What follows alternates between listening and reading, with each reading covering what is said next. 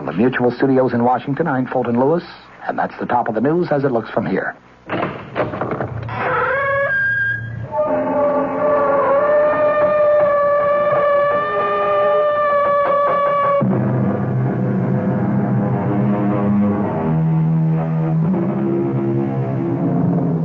Come in. Welcome. I am E.G. Marshall, and I have a ghost story to tell you, but a most unusual ghost story, since it violates all the established rules. You know the rules for a ghost story. It must be set on some desolate, windswept moor, or perhaps in a ruined, isolated mansion, or a lonely, deserted castle. However, this spine-tingling tale actually takes place in a modern, luxury, high-rise apartment building, and in broad daylight. I don't want to die, George, please. I don't want to die. Margaret, darling, listen to me. No. Margaret, it would be better. Better for who? For you, dear, for you. I have very little left, George. Please, just let me live a little longer. Margaret, life means nothing to you now. I know, but just let me live a little bit longer. I can't, Margaret. I can't.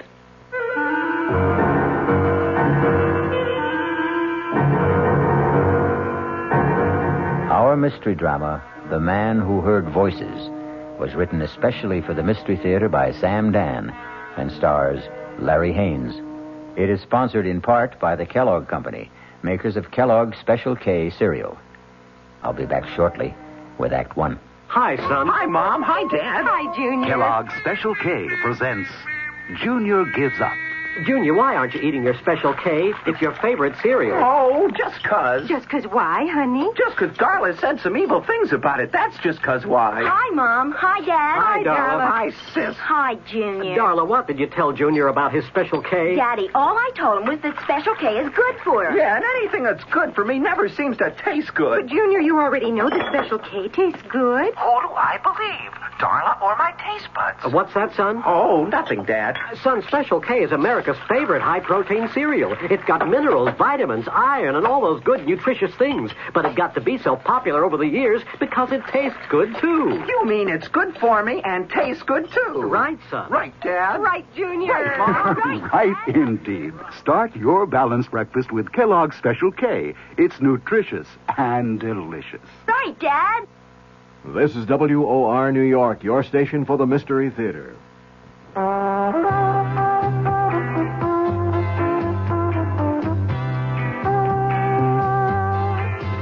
No matter what you're saving for, that's what Suburban Savings for Suburban.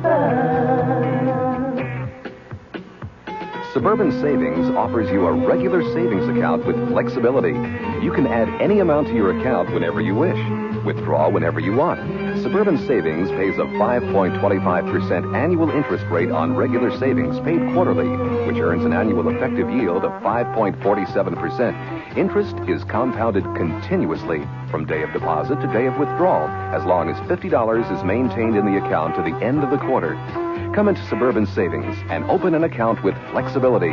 Our regular savings account in New Jersey at Bayonne, Edgewater, Elmwood Park, Emerson, Hackettstown, Morris Plains, Nutley, Paramus, and Sparta.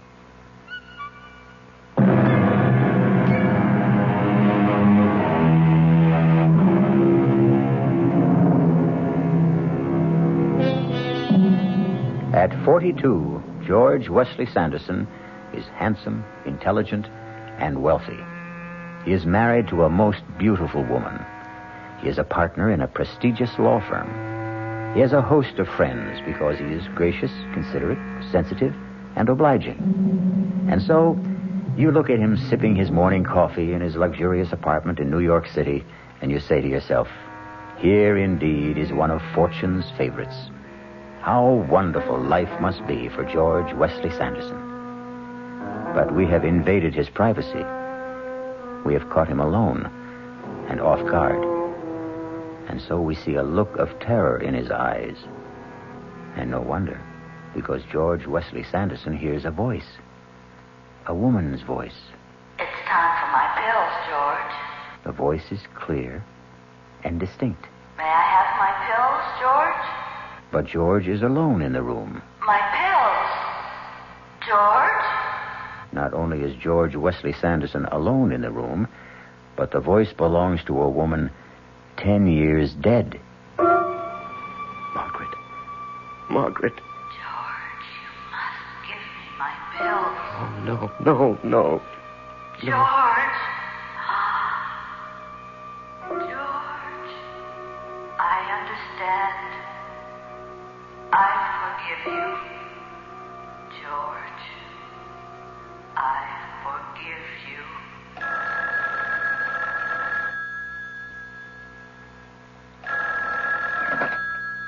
Hello?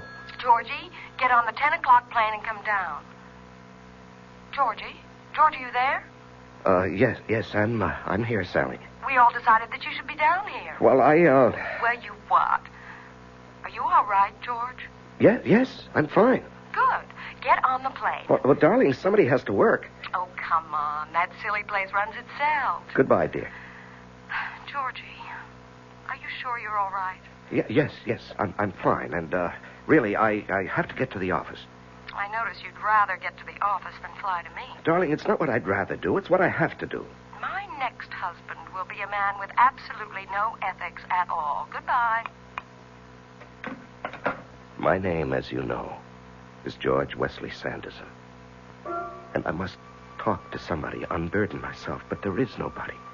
Oh, my wife loves me. My father-in-law is most understanding. I have good friends. I could confess to a priest, visit a psychiatrist. But you see, each in his own way would fail me because no one would accept the basic point of my problem. No one would ever believe that I'm a man who hears voices. There are times when I can hear what people think, what they're going to think. And there are times when I can hear people who are miles away or even dead. It started, 15 years ago. I was married to my first wife then. Her name was Margaret. She was 23 years old, vivacious, active, loved sports. She could even beat me in tennis, but she did it with such charm, I didn't mind it a bit. That's out. Oh, that looked into me. Okay. If you want the point, you can have the point. You should have a handicap anyhow. Okay. Just look out for this ace. An ace. How'd you like that, huh? I say, how'd you like that? Margaret? Margaret, is something wrong? No. I'm fine. Well, you had a funny look on your face. Did I? It's just... Just what? Nothing. I just had a funny little twinge in my back. But it's gone now. Your serve. Then and there, I heard a voice. It was the voice of our doctor. You both should know the truth. We don't know what's wrong with Margaret. She won't be able to walk. She'll have to stay in bed. For a while, anyway. These pills will keep her alive. Exactly 1 year later, the doctor spoke those very words to us in the hospital.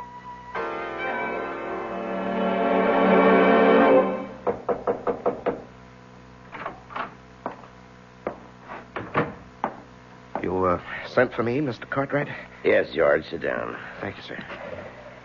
George, I read your brief on the Hollingsworth case. Brilliant. Is that what you'd like to specialize in? Criminal law? Yes, sir. Good. This firm could use a crackerjack trial lawyer. Let's have dinner one night this week and start making some plans for you. Well, sir, I really can't go out much at night. You know? No, you see, my wife is bedridden. Oh, well, I'm sorry to hear that. We don't even know what it is. One of those mysterious ailments. Anyhow, she has to have constant attention. I have a woman who stays with her during the day, but at night I can't leave her alone. Well, that's too bad. We'll arrange for lunch, perhaps. Then I heard his voice. His silent voice, but to me, it was crystal clear. Too bad. We may have to forget about George. It's a tragedy. But if he wants to be an 8-hour-a-day man, he'll remain in an 8-hour-a-day job.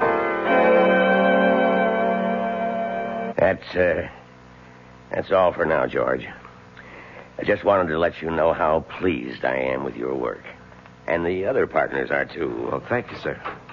Hi, Dad. Your secretary said you were busy, but I'll only be a minute. Well, hello. Who is this? This is one of our new young attorneys, George Wesley Sanderson, and my daughter, Sally. How do you do? George Wesley Sanderson. Even sounds like a great lawyer. Now, dear, save that ravishing smile for where it'll do you some good. George Sanderson is a married man. And once again, I heard a voice. Sally's voice.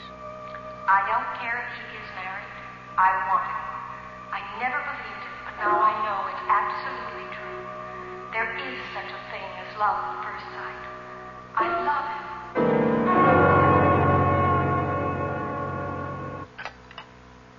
Oh, thank you, dear. But I don't want any more. It's time for my pill. Oh, yes, so it is. I'll get it for you. Those pills, they're like a lifeline. Well, let's be thankful they work. Poor George. You've become a full-time nurse. And in addition, you've got a full-time job. You really don't get much sleep, darling. You have to set an alarm every 2 hours to give me my pill. Darling, we stood up together and we took a vow, for richer, for poorer, for better, for worse, in sickness and health. Till death do us part. Let's change the subject, huh?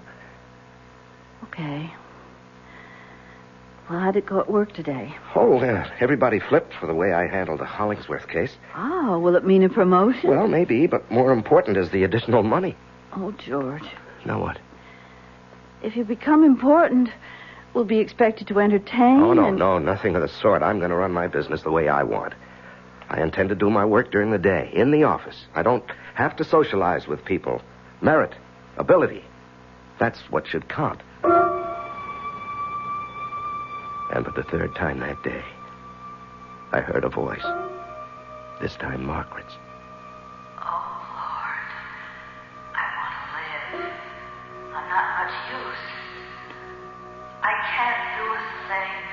I'm a drag on the man I love. I'm good for absolutely nothing. But I want to live.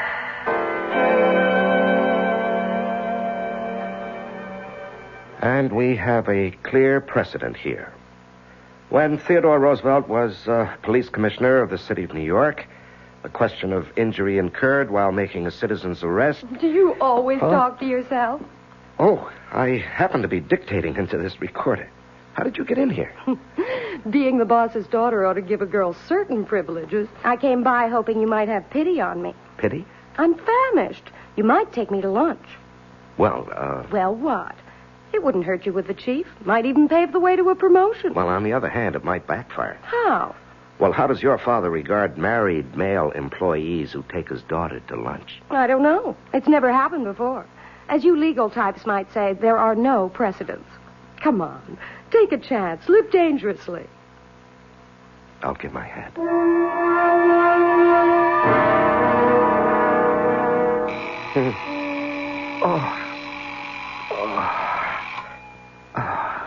Darling, I'm sorry. I need my pill. No, it's okay. It's okay, darling. Here you are, dear. Thank you. There. Now, just let me set the alarm again. You must be exhausted. No, not really. Are you feeling any better? Yes, a little. I was so tired when you came home, though, we couldn't even talk. And I looked forward to our talk so much.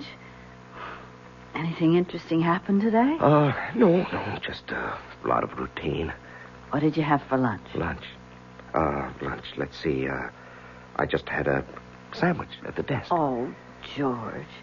You should go out. No, dear. No, I shouldn't.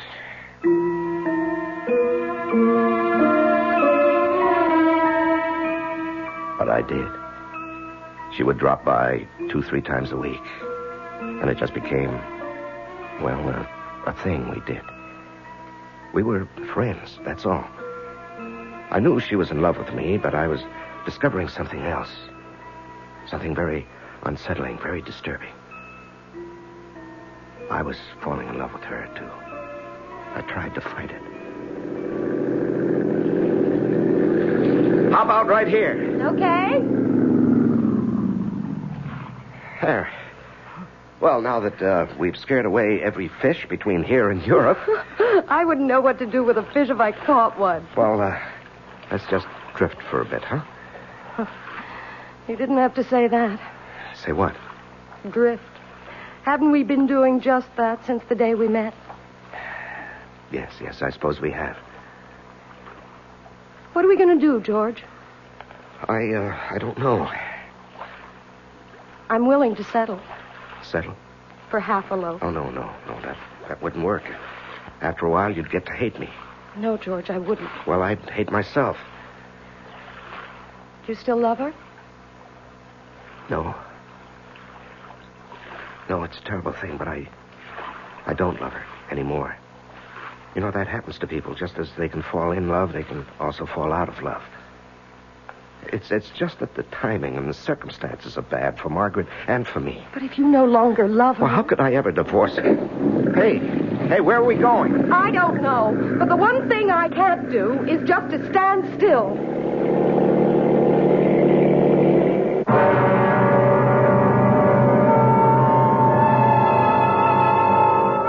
Nothing and no one in this world ever really stands still. Wheels are always turning. Gears are shifting. Minds are changing. Perhaps slowly, imperceptibly, subtly. Even a marriage vow contains the seeds of its own dissolution. For it says, "Until death do us part." We'll be back shortly with Act 2. Thank you. More than 75,000 letters, and they're still coming in. I am Himan Brown, producer of Radio Mystery Theater. You've said such beautiful things like bravo, bravo, bravo, a breath of fresh air, and superb production. I love you. But there's one problem.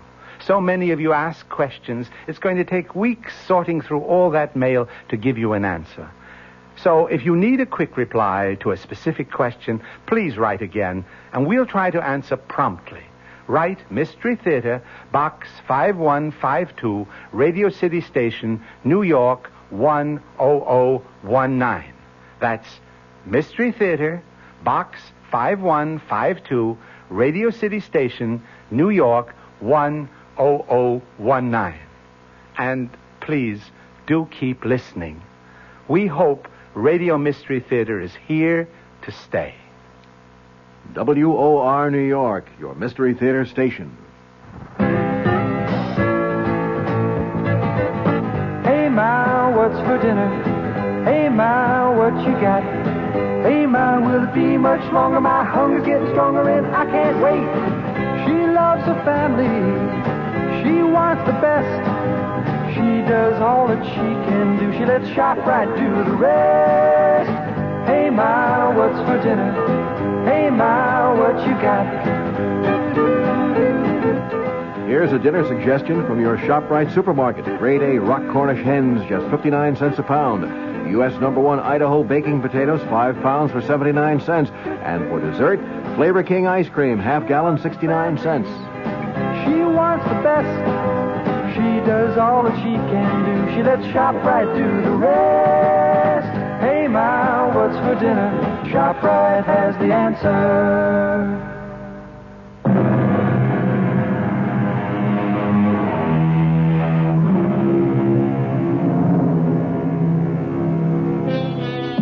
George Wesley Sanderson is in a motorboat just off Long Island on a beautiful day with a beautiful woman who loves him.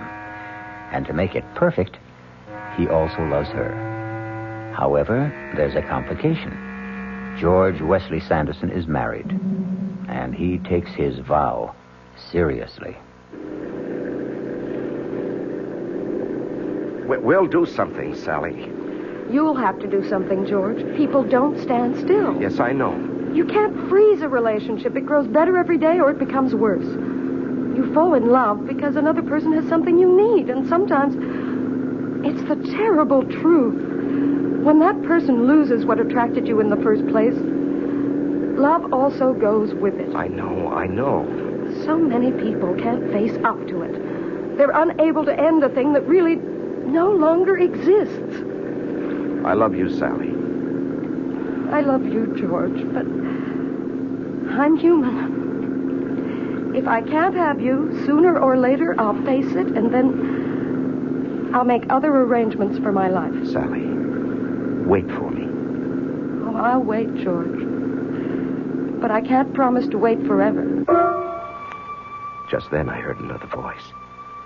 It was a voice I'd never heard before, but there was no mistaking who it could be and what the meaning was. And do you, George, take Sally for your lawful wedded wife to have and to hold? Oh, Sally, darling, don't ask me how or when or why. George, look out. You'll upset the boat. Who cares, Sally? It's going to happen. What's going to happen? You and me, we're going to happen. We're going to be married. But... No buts. Just believe me. I believe you, George. I believe you.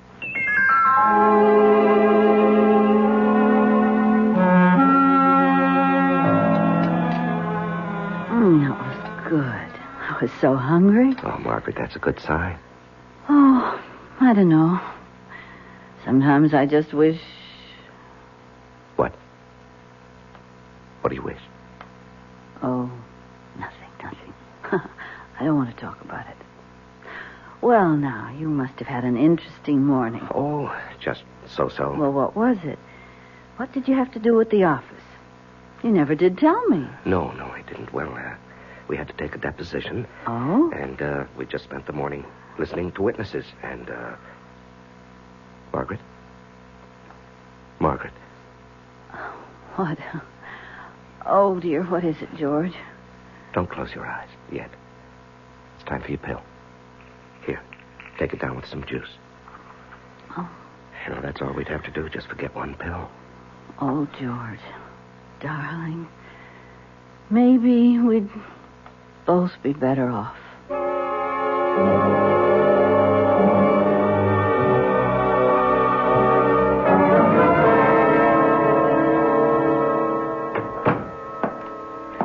Good morning, George. Morning, sir.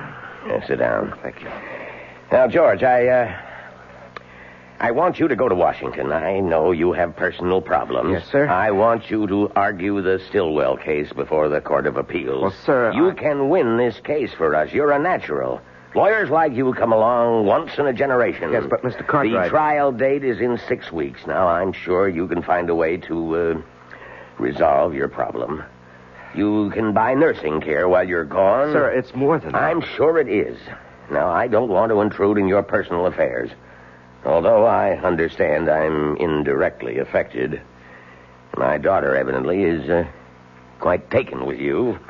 Well, that's between the two of you. I assure you. Of what?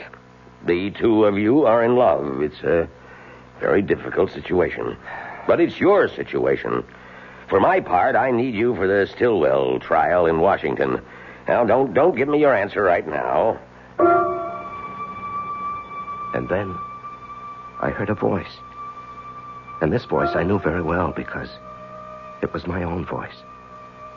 And I could hear myself say, If it please the court, the prosecution claims that the defendant, Agnes Stillwell, has committed the crime of high treason against the government of the United States.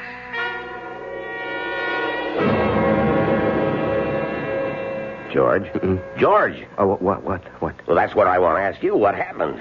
You turned pale. Is everything all right? Oh, yes, sir. Yes, sir, everything's fine. Just fine. I believe that I will be able to plead the Stillwell case after all.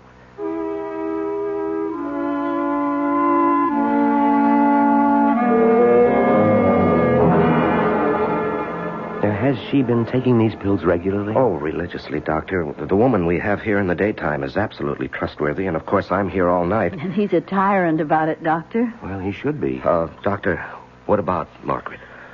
Well, for the first time since this thing struck, I have good news.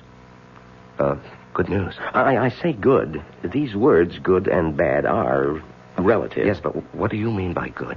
Well, for the first time, I can detect no further signs of deterioration. I see. Unless some other complication occurs. Margaret can live on indefinitely, provided she takes her pills on a regular basis. Oh, we'll see to that, Doctor. We'll see to that. Well, keep in touch if anything unusual happens, and I'll be here again next week. Yes, I'll see you to the door, Doctor. Goodbye, Margaret. Goodbye, Doctor. Oh, a lovely day, isn't it, George? Yes. Oh, about those pills, George. Make sure you never run out. And she must have one every 2 hours. That's what his speaking voice was saying to me.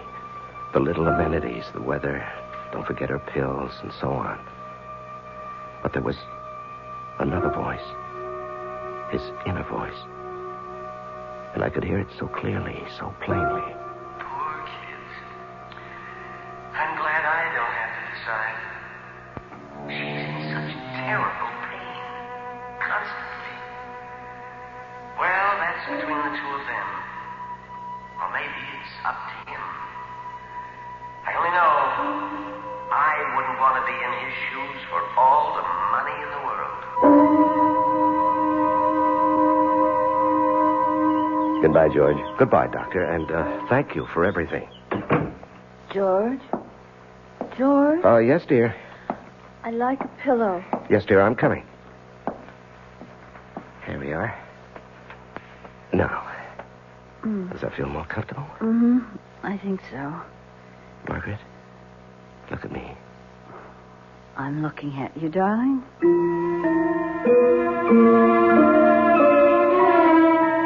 I wanted to hear her voice. Not her speaking voice, but her thinking voice, her feeling voice, the way I'd heard it once before. But this ability, this gift, this talent, call it what you will, doesn't work at my command. It comes and goes of its own accord. I wanted to know how she felt, what she really wished for. If a certain decision was to be made, I wanted her to share in it, but try as I might, I simply couldn't hear her inner voice. And I knew that the decision, one way or another, would have to be mine. All mine, mine alone. I'm looking at you, darling. Margaret, are you in pain? Oh, doesn't matter, really. The pill takes care of it. Oh, it's such a miraculous pill. It takes care of everything. Oh, I think I'd better sleep for a while, George. I just want to sleep. Margaret, what do you mean? Please tell me, what do you mean by sleep? Margaret? Oh, yeah, I'll get that. Hello? George? Oh, yes, Mr. Cartwright. Can you arrange to fly to Washington a week from Friday? A week from Friday? Yes, for a pre-trial on the Stillwell case. Well, sir, I hadn't expected to... You told me just yesterday in the office that you'd handle it. Well, yes, sir, but that was because I thought I had 6 more weeks. Well, you do. This'll just involve you down there for a day or two this time. I understand. I'll have Miss Gordon book your flight. Well, a week from Friday, that's about 10 days, isn't it? Yeah, well, we'll have all the papers for you at the office tomorrow. And I'm taking you off everything else. Just remember, we want this case. Yes, sir. Goodbye, George. Goodbye, sir. George? Oh, darling, I thought you were asleep. The ringing of the phone woke me. I thought it was the alarm for my pill. Oh, no, we still have another hour for that. Now, what's supposed to happen a week from Friday? Just a lunch date with Mr. Cartwright and a client. He must like you a lot, doesn't he? Well, I'm not really a bad lawyer. Oh, George. I wish I could be of help to you. I wish there was something I could do.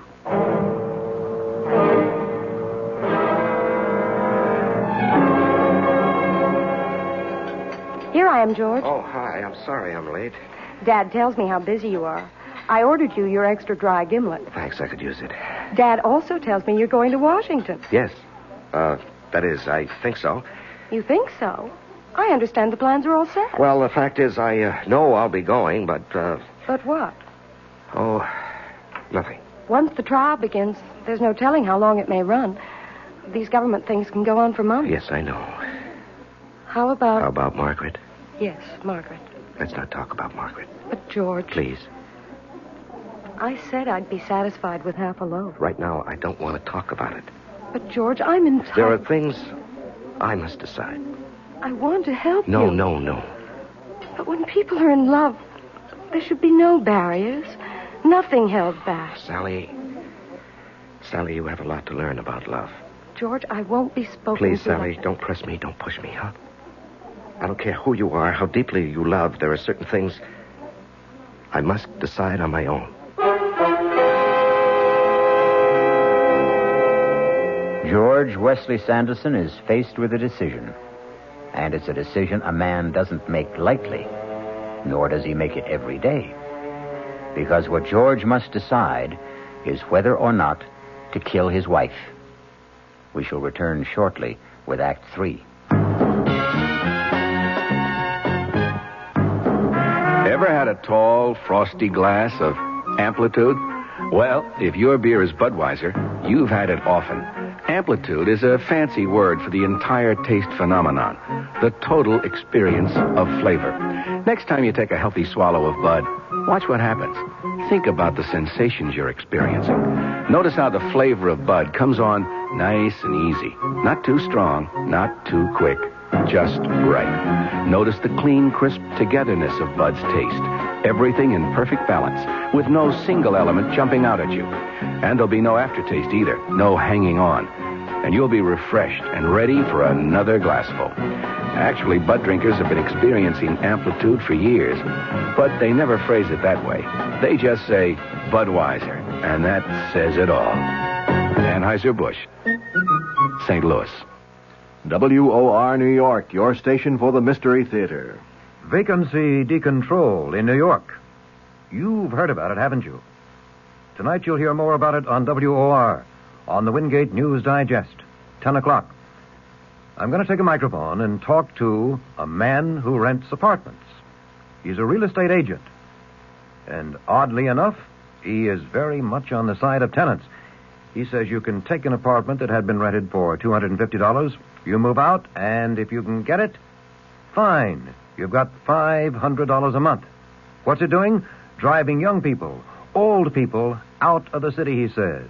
That has got to be repealed. Also, a visit with Oscar the Butcher in Sheepshead Bay in Brooklyn. He says you keep hearing from government officials that the cost of beef is going down, and he's going out of business because it's so high he can't charge his customers that much. John Wingate, tonight, 10 o'clock, WOR.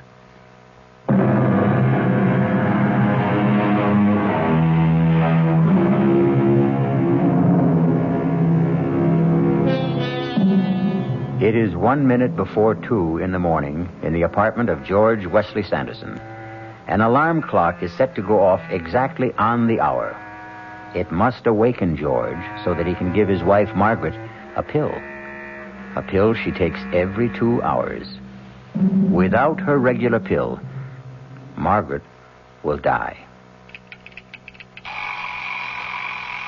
George?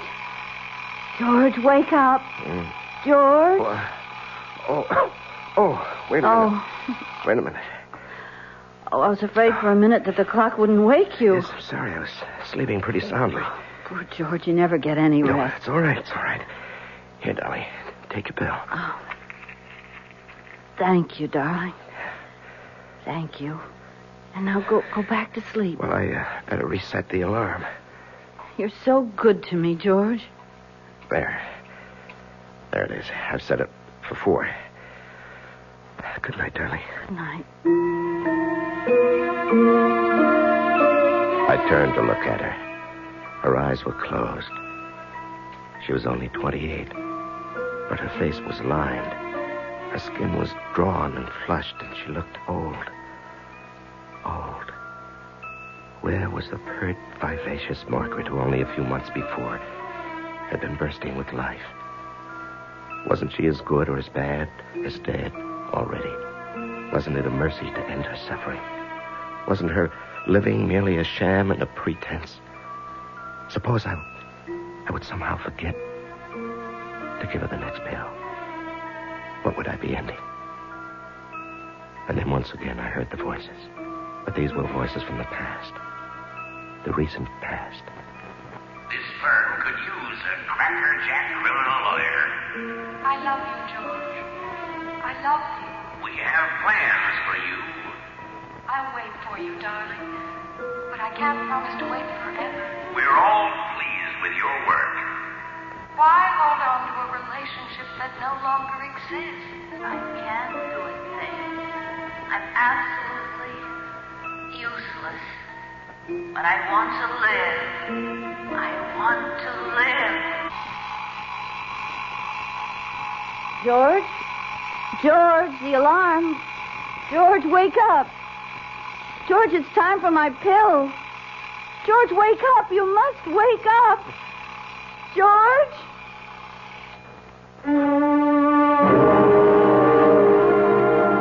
I heard the alarm, Margaret. I heard it. George, you must wake up. Believe me, Margaret, I'm doing it for you. George. George, I must have my pills. George, wake up. Oh, believe me, Margaret. Please believe me. It isn't Sally or the job. I admit they both tempt me, but I don't want to see you suffer anymore. Aren't you going to give me my pills? George, let me live. Just a little longer, please. I'm so tired, Margaret. So tired. George, please. So mixed up. George, don't pretend to be asleep. I'm doing it for you, Margaret. Maybe for me, too, but mostly for you. Oh, George. Darling. I forgive you. I forgive you.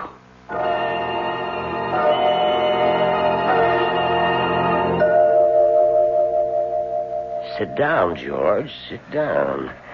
Now, you didn't have to come into the office today. Yes, I know, sir, but she's been dead a week, and, well, things go on. I'm due to leave for Washington tomorrow. Yes, we wondered whether, under the circumstances, to ask for a delay. Oh, there's no point to that, sir. What I need now is lots of work. Well, we have lots of work around here. George, I've been trying to reach you to tell you how sorry... Sally, it's all right. Now, there is a possibility that you people have something to discuss. Excuse me for a moment. Well, Sally, here we are. Yes. How did it happen, George? Oh, it's something that could have happened at any time. She just fell asleep and she didn't wake up. And now what, George? And now we can be married. That is, if you'll still have me. Oh, darling. I have to go to Washington. I'll go with you. And you know, of course, what Dad's been talking about. Well, actually, I don't. Well, we're fairly direct people, all of us. Dad was saying that since you and I would be married, there'd be a partnership in the firm as well. Mm-hmm. Well, as long as we're fairly direct people, I may as well tell you that I deserve it. Darling, do you know that this is the first time I've ever seen you smile? Oh, I smile all the time. You listen to me, George Wesley Sanderson. You're going to live. You're going to travel. You're going to mingle with all the people worth knowing in government, politics, the theater, art. Wait. Now, when do I work? Oh, you can work as hard as you like. As long as you remember you have to play hard, too. When do we start? Right now. That was, 15 years ago? I was 30, she was 25. And the years haven't changed either of us. Well, not very much, anyhow. Life has been full of excitement, zest, and, of course, satisfaction. Because I've won some very well-publicized cases in this talk of a judgeship, but that's all for the future. The important thing is that for almost 15 years since she died, I haven't heard voices. You know, those voices. Until last week. And it happened when I was alone in the morning at breakfast. May I have my pills, George? My pills. I want to live. Please, George. My pills.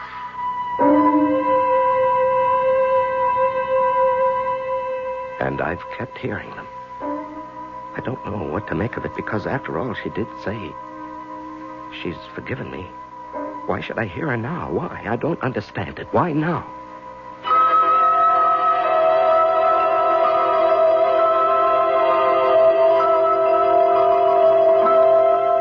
In the case of delay versus international power, the precedent is clearly stated. Sally. Sally, what are you doing here? I'm here to tell you about a precedent which is going to be established right now. Well, I thought you were in London. I was, and then I decided to come back here for some litigation. Litigation? With whom? With you. Oh? What kind of litigation? I want to review the basis for our marriage.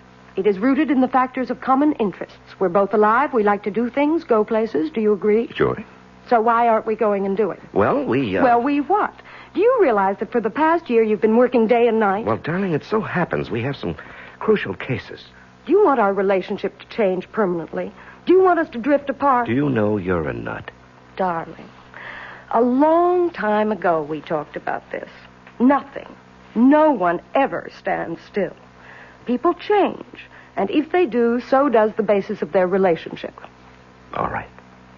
We'll go skiing. Turn your work over to the bright young eager beavers, and let's you and I start having fun again. And we did. We traveled, we played, we danced, we enjoyed ourselves. And I even managed to get some good work done, too. We were never so happy. There was, of course, one small, dark cloud for me. I could hear Margaret's voice. I need my pills, George. Aren't you going to give me my pills? Please? Penny for your thoughts, George. Oh, well, you couldn't buy my high-priced thoughts for a penny. You seem to be in a state of reverie. I was? As if you were listening to something. Oh, must be your imagination. Why, as if you were listening to voices. Voices? Are you sure you're all right? Positively spooky. Spooky? Here in our apartment in the bright sunlight? Oh, no, you've got to look for your spooks in the dead of night. Well, I know what we both need. All right, tell me. A good, hard hour of tennis. Oh, now, darling, I have to be at the office. You don't have to be anywhere except with me. Okay. You're on. For 1 hour.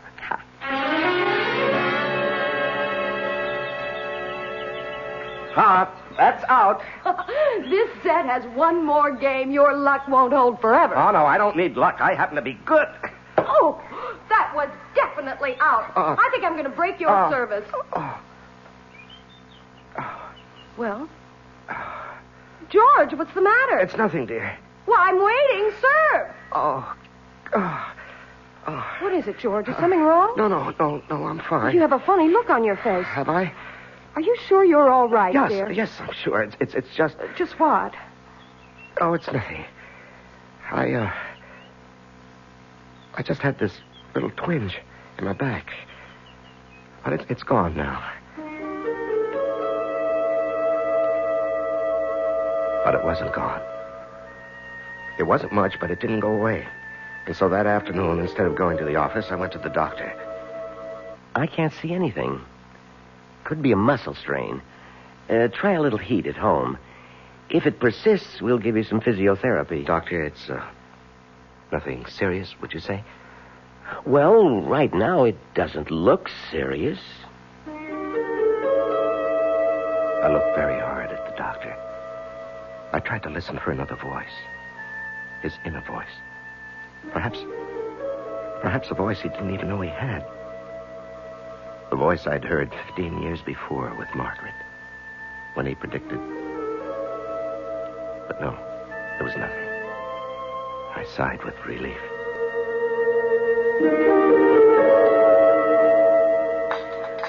Pour me a cup of that coffee. Yeah, sure thing. How's the back this morning? Fine, just fine. How about some tennis? If you'd like. Sure your back's okay? I said so, honey. I found out you'd seen the doctor the other day. Oh, well, it was just a checkup. And the back? Oh, a twinge now and then. Oh, everybody gets a twinge now and then. Dinner tonight at the Caswells. I better call her. And then we'll try a few sets. Do you love me? I think so. I think I love you, too. She left the room. I was all alone. For a week now, I've been hearing Margaret's voice. But now there wasn't a sound. I listened. But as mysteriously as it had begun, perhaps it was coming to an end. Maybe I was losing this ear I had for voices.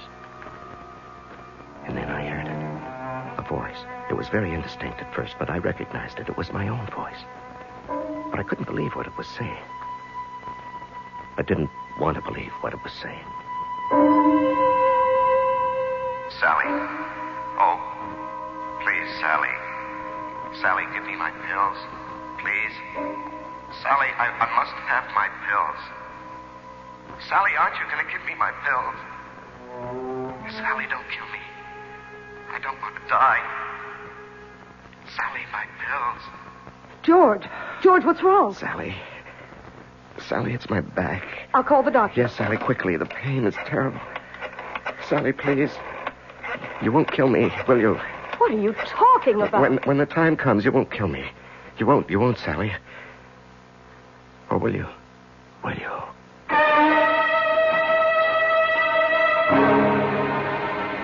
Who knows? George and Margaret, that's one story. George and Sally, that's another. Yes, we often think, many of us, how wonderful if we could only hear voices from the future. Voices that could predict our fate.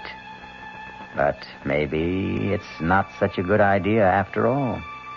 Maybe it's better never to know. I'll be back in a moment. And now, with another story of mystery and intrigue, here is Commander Neville Putney to keep you in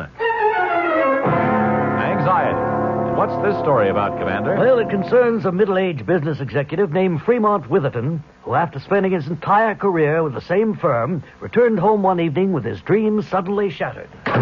Is that you, Fremont? It's me, Erica. Fremont, you look so peaked. Erica, I've been fired. That new plant manager, he's been trying to cut me out, and today he succeeded. Well, you don't need to give me that hangdog look. Just go out and get another job. I'm through, Erica. I'm 58 years old. Nobody will hire me for half the salary I've been making. My only hope is to kill the plant manager. Fremont, I hate rough stuff, but if you've decided, your Roscoe's upstairs in the trunk. You load it, and I'll warm up the getaway car. Hey, young man, how about that for a story? Well, that was a dilly, Commander, but you just can't leave us this way. How did it all come out? Time's up for now, but tune in, Bob and Ray, on WOR 3:15 to 7, and maybe you'll find out. This is WOR New York, your station for the Mystery Theater. This is Mary Helen McPhillips. I hope you'll join me tomorrow morning at 10:15 on the Martha Dean program. My guest will be John Alexander McMahon. He's president of the American Hospital Association, and we'll be talking about the cost, quality, and quantity of health care, a concern to all of us. That's tomorrow morning at 10:15.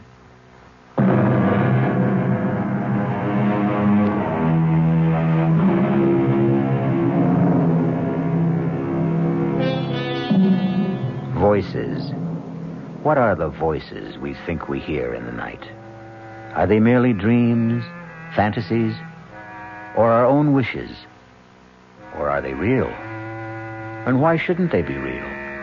After all, reality is what we think it is, and ever so often, what we want it to be.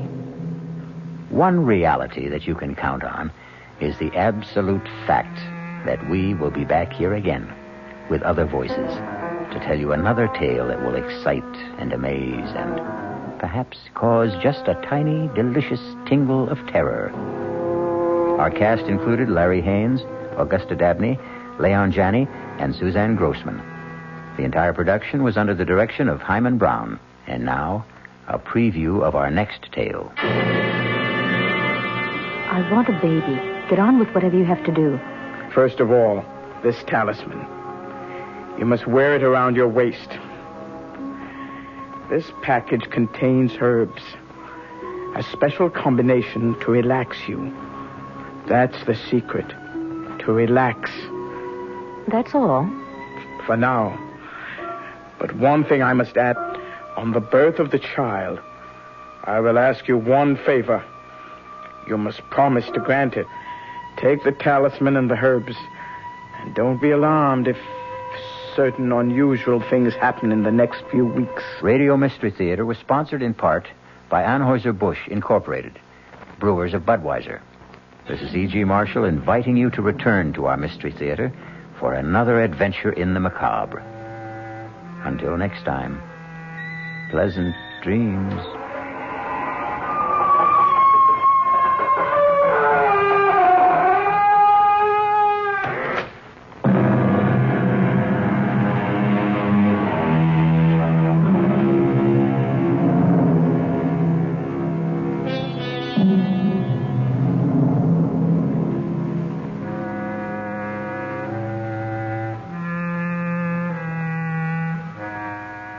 The WOR Mystery Theater was brought to you by ShopRite Supermarkets, where you get a lot more for a little less, and by Suburban Savings with offices throughout North Jersey. The preceding Mystery Theater program was furnished by the CBS Radio Network. Now let's listen to a few moments from tomorrow night's suspenseful drama on the WOR Radio Mystery Theater. But one thing I must add about our arrangement. Yes? On the birth of the child, I will demand one favor. You must promise to grant it. A favor? What? I shall ask it when the child is born. But I can't promise that when I don't know what it is. It's a very small favor, but it is part of the bargain. And believe me, Mrs. Richards, if you do decide to bargain with me, I warn you to be ready to keep your part of it. Mother Love stars Joan Hackett. Hear the entire exciting drama tomorrow night, right after the Fulton Lewis News commentary at 7 o'clock.